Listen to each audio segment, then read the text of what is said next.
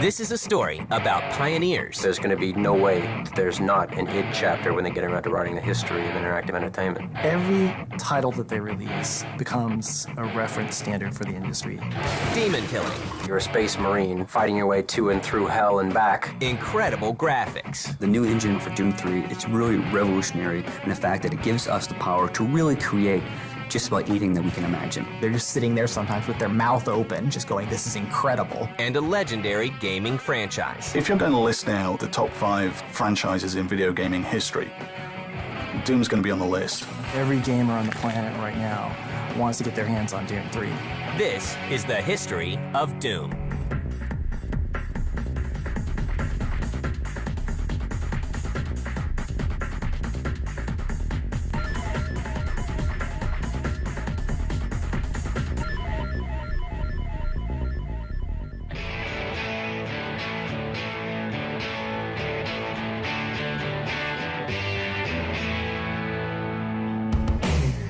It's May 5th, 1991, and a small company in Mesquite, Texas called id Software makes a big impact with Wolfenstein 3D. It was not the first 3D game. It was not even id's first 3D game, but it was the first 3D game to really hit a national and even international audience. And it was done in a way that had impact. People weren't ready for it.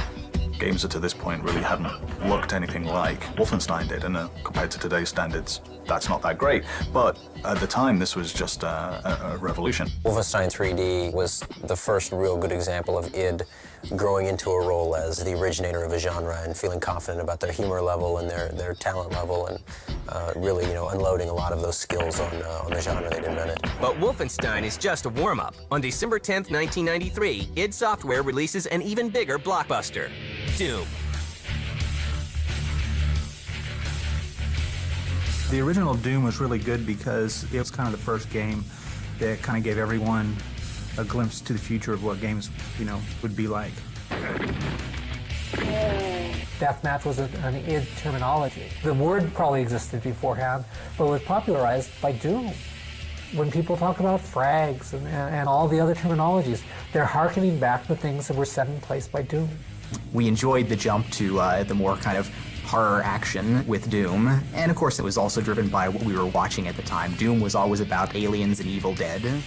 There is no real way, to my knowledge, to estimate how many people have downloaded and played Doom shareware. I think you could make a very, very good argument that Doom was probably the most played computer game of all time, just because of all the people who downloaded it for free. Doom will rack up more than 10 million downloads in its lifetime. id follows up with Doom 2 1 year later, but then takes a break from the franchise to release Quake in 1996. Quake in its day was an absolutely phenomenal engine to debut with. It was just raw technology that you would look at and say, we haven't seen anything like this on the PC before. And then they took it a step further. It was actually brilliant fun to play in multiplayer, and really created the multiplayer shooter as a phenomenon event. id Software's games in general appeal to fans because they put out next generation technology with their new big games, and they're able for PC gamers to take gaming where it hasn't been before. I was certainly a strong advocate of getting good 3D acceleration in early on, and we went out of our way to do some of the early things like the rendition version of Quake, the original GL Quake, being freely released. id continues to push the boundaries of technology with the release of Quake 2 in December 1997 and Quake 3 Arena in 1999. Quake was central in convincing every serious PC gamer you had to have at least a decent 3D card, and preferably the latest and greatest. Really the big thing was when we went to Quake 3 requiring hardware acceleration on there, and that was again a somewhat gutsy move at the time because there had been a few hardware-only games, but they had been these small niche products that generally hadn't been very successful. But once you were past that hurdle, you were never going back, and PC gaming changed forever because that was the only way to play a shooter if you were serious at all. And Quake 3 was looked at in a lot of people's eyes as a bellwether of, is this going to be okay to do this at this time? And while Quake 3 wasn't our largest success, it was certainly a big enough success that everybody looked at it and said, yeah, you could still take advantage of the hardware features and still be very successful. Every title that they release becomes a reference standard for the industry. It raises the bar once again. id Software is ready to start its next game, but the small developer must first face its inner demons.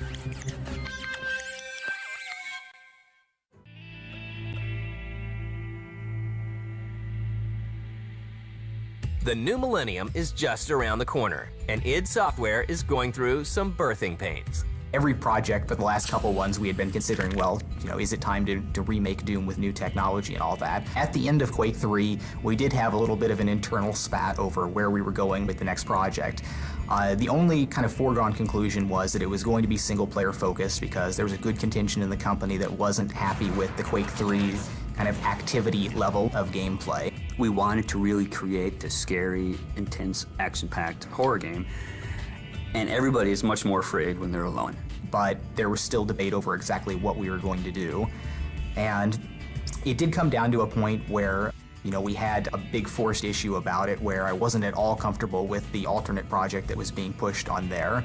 And it wasn't clear that we could come up with a clear, unified company direction on something brand new. And every project for the last couple ones we had been considering, well, is it time to remake Doom with new technology? John, when he was doing research on what the next generation of technology from id was going to be, came to the conclusion that he was going to be able to realize sort of the vision that he had in his mind's eye when he came up with the original idea for Doom, in that we could use and leverage that technology to really create this intense action horror game and make a really scary version of Doom. Originally, I was opposed to the idea. I was a bit concerned that the team that we had, which was a bit in transition, wasn't going to be able to really push Doom in a direction to sort of live up to the title.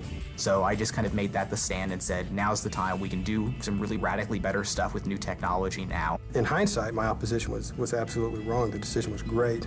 Bringing back Doom is an exceptional challenge. We've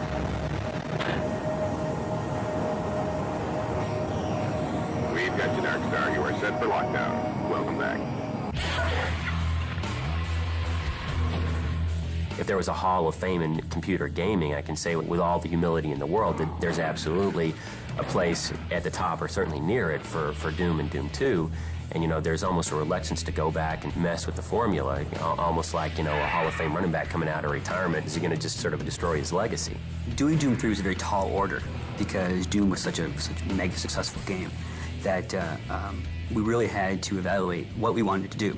What do our fans really want us to bring back from the original?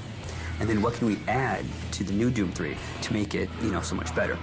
You have a game that people become it becomes a part of their life, and they spend so many hours playing with it, they almost develop some sense of a relationship with the game itself, that they have some ownership of it.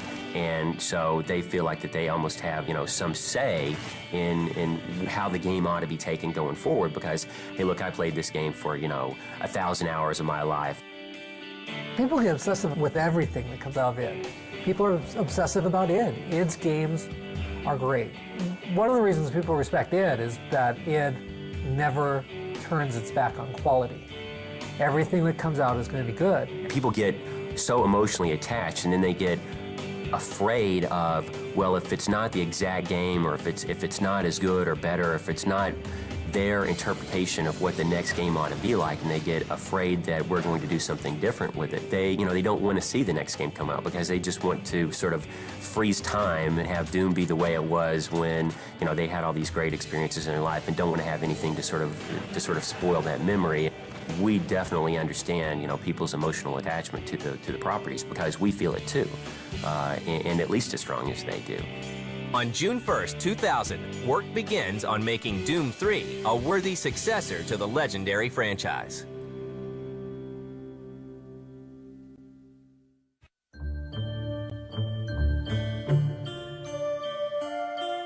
It's the new millennium, and id Software is hard at work on Doom 3. The first year of Doom, after I had laid down the very basic technology, I was always saying that there's kind of like a tripod of features and technology that's going to make Doom what it is. There's the unified lighting and shadowing. There's the more complex animation and scripting, which will show off that lighting and shadowing on there. And then there's the GUI surfaces, which add the extra level of interactivity to the game. And all of those really proved out correct. The new engine, for Doom 3 is it's really revolutionary in the fact that it gives us the power to really create just about anything that we can imagine. Okay, there's a few things we need to take care of first. And id pieces together the game's new storyline with the help of science fiction writer Matthew Costello. We actually contracted a professional science fiction writer to help us with the story. That was a first for id. He left you no choice. True, but this is the last time. After we laid the basic story foundation down, we storyboarded all the action. That also was the first for id. We knew we wanted to take the Doom story, the original Doom story, and the Doom environment, and sort of bring that into the future. Amazing things will happen here soon. You just wait.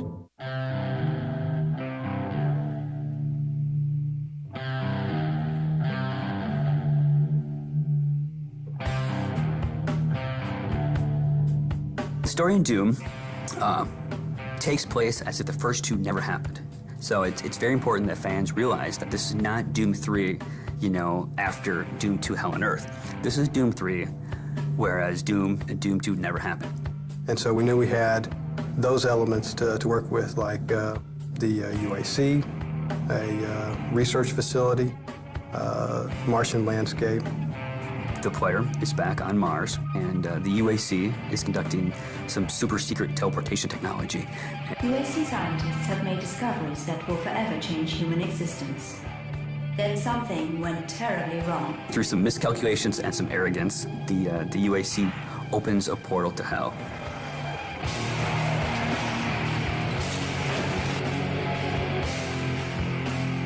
When we started thinking about what direction to go with that, we looked at different movies that we felt like that would portray those demonic elements, monster elements, the Martian landscape, the weapons that we felt we'd have, things like that. We've really kind of taken a new approach on the old story. We've answered some questions like, where did the UAC come up with the technology? You know, what's the demon's motivation? I mean, we've really expanded all of those aspects and made a really, you know, engrossing story.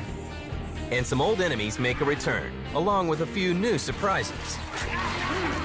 With the ultra-realistic looking, you know, textures and monsters, we could bring those original demons that people love so much from Doom back, you know, with just larger-than-life quality. There's quite a few little elements that popped up here and there in Doom 3. There's a number of textures, from little tech textures or some evil wall textures or satanic symbols and things like that. The original Doom demons are very classic in themselves. We knew that we had to bring the great ones back, like the Cyber Demon and the Pinky Demon.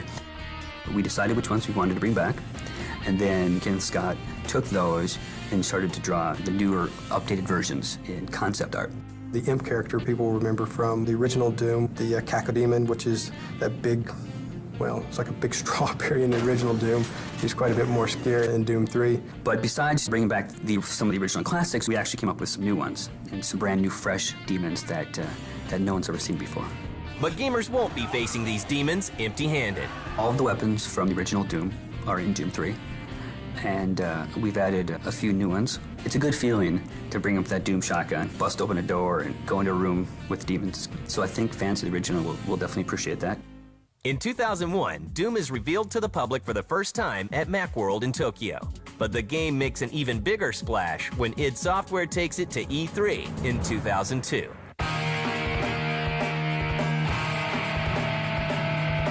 The year that Doom 3 came out, people couldn't sit still. You would come out, you would tell people about what you had seen, how real it looked, how it was maybe Shrek quality animation and graphics.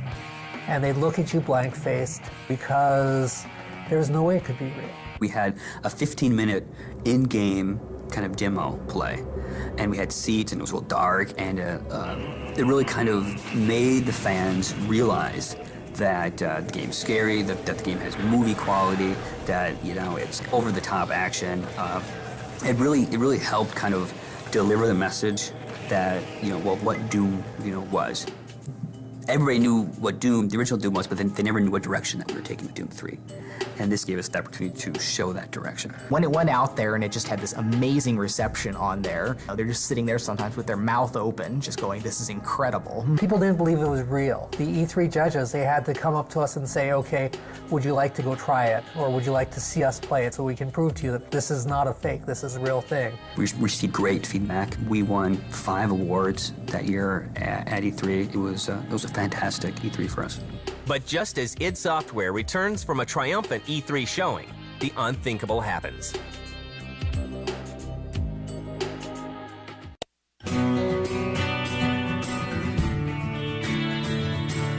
Not long after E3 2002 wraps up with a phenomenal showing for Doom, a leaked version of id's new project appears on the internet. We would get mail from people saying, I played the demo and it had all these problems. Whatever, it's not a demo, it was a stolen, leaked executable. The notorious sort of Doom 3 alpha wasn't really even an alpha at all. It was actually a build of the game that had been built up for E3 that we're not exactly sure how it got out. People got a hold of that, and of course, you know, it began to distribute over the internet. We'd obviously prefer that something like that never happen, but it doesn't really hurt us that much. It's a distraction when we have to worry about running damage control and spinning some of the issues in there. Today, we can look back on it, and as bad as it seemed at the time is that we've certainly been able to overcome. But I don't think that there's going to be anybody that got a hold of that for some reason that won't buy the game because they saw that. You know, it's obviously too far away, too much of it has changed since then. id forges ahead, making advances in a new area.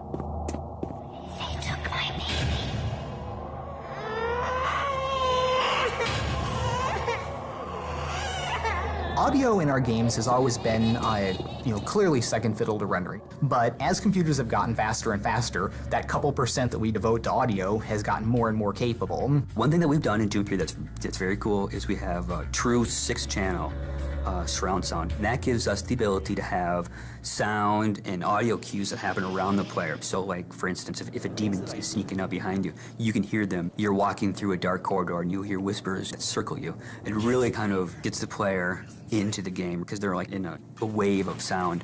And Chris Brenna, the former drummer for Nine Inch Nails, is brought in to lend his talent to the music in Doom 3. In Doom 3, the music is a little bit different than what we've done in previous titles. Usually, what we had is like a soundtrack that looped throughout the entire level or area that you're in. But in Doom 3, what we try to do is kind of make the world around you almost musical in its ambient sense. It's all kind of very, very different, very fluid, very changing and unique. id's new game is also being developed for the Xbox.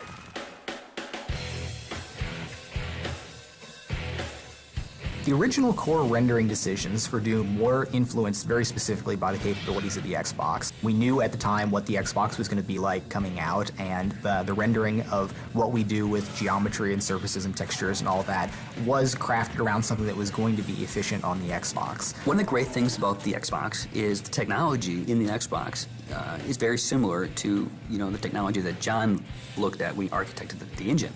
So all the features that you see in the PC version will be in the Xbox version.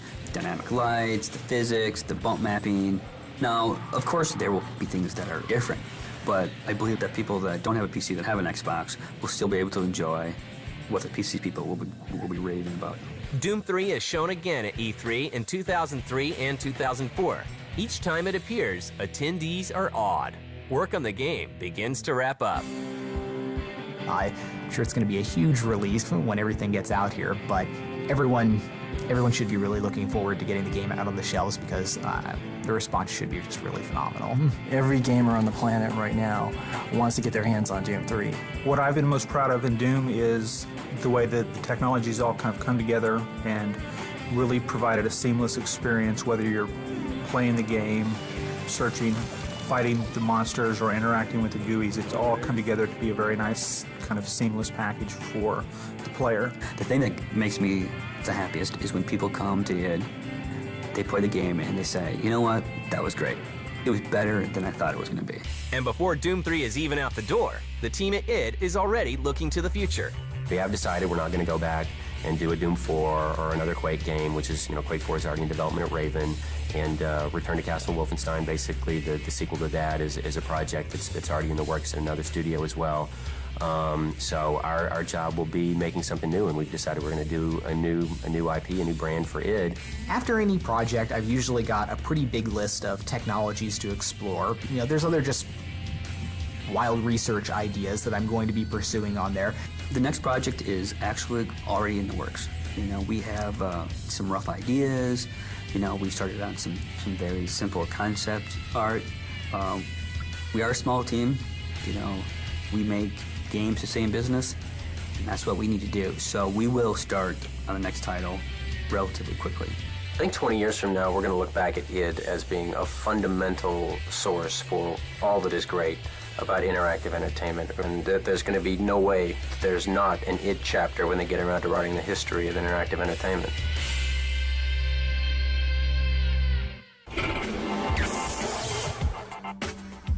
Phone, 1.2 megapixel camera and holds 5,000 MP3s.